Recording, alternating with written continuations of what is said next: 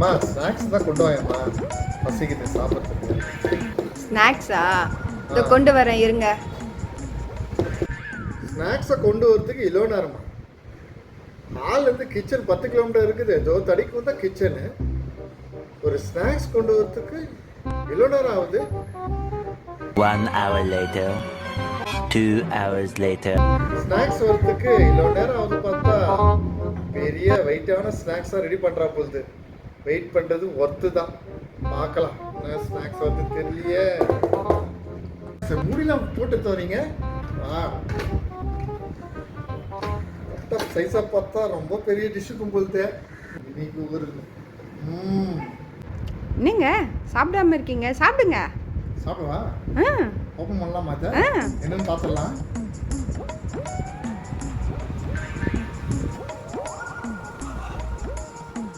என்னடி இது?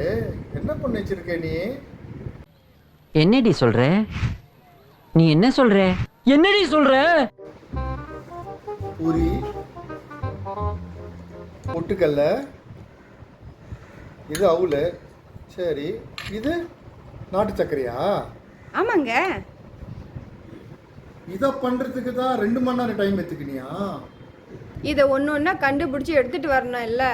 நீங்கள் இருந்திருந்தா எடுத்து கொடுத்துருப்பீங்க. எது எது எங்கே இருக்குன்னு உங்களுக்கு தெரியும். நானே கண்டுபிடிச்சி ஒன்று ஒன்றா எடுத்துகிட்டு வரணும் இல்லை? அதான் லேட் ஆகிடுச்சு.